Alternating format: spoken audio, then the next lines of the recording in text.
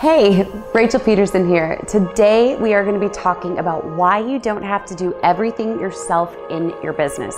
So stay tuned.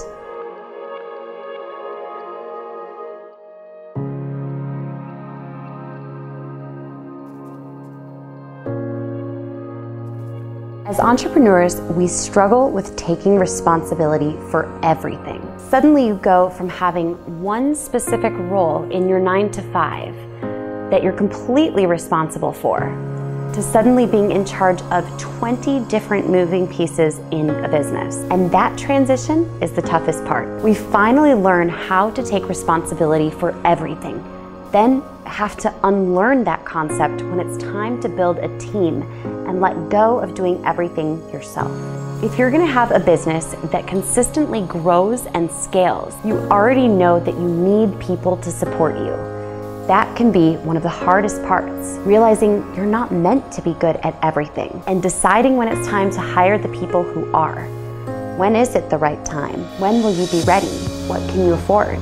But I have a better question for you. How long can you afford to keep doing everything yourself? I want to share with you a specific story that I experienced as I built my business and built out my team. Now, every one of us has different strengths and weaknesses, and organization and systems are one of my biggest weaknesses. When you put me into a role where I have to handle organizations and systems and everything being tidy and having a name and a place for everything, it's honestly a massive struggle for me. I spent so long trying to do my best and trying not to let people down, but the reality was, it just wasn't a strength of mine.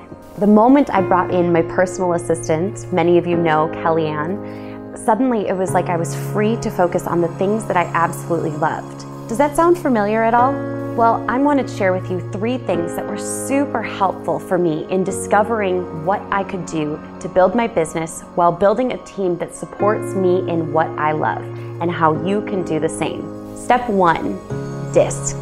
DISC assessments are one of the best things that you can possibly do, because if you are aware of what your strengths and your weaknesses are, it makes it a lot easier to bring people in so that you can ultimately stay in your zone of genius.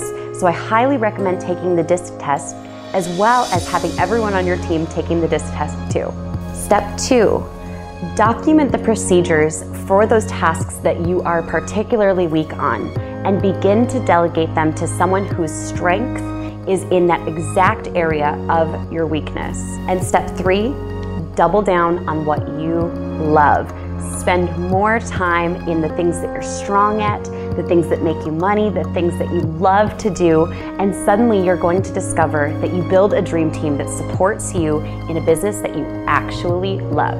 Now, you might be wondering what this has to do with not being able to afford doing those tasks yourself any longer. The reality is the cost of you potentially burning out, losing passion for your business, or finding yourself in a business that ultimately feels like a runaway train is priceless. Those are dangerous things, and if they happen, you may never regain your footing. Now, that is why I'm so passionate about the idea of focusing on your strengths and bringing in a team to support you so that you don't ever find yourself completely burnt out and unable to continue in your business. If you find that you are struggling with bringing on a team to free you up from the tasks that are weighing you down every single day, I want to encourage you that it was just a season, and as you move into the next season of your business, you can absolutely bring on a team that supports you. Nothing is forever.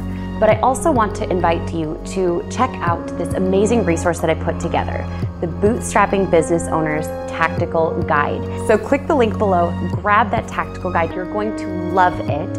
And give me a thumbs up if you enjoyed this, leave a comment so I know what you loved the most. And make sure to subscribe to my channel so you don't miss a single video.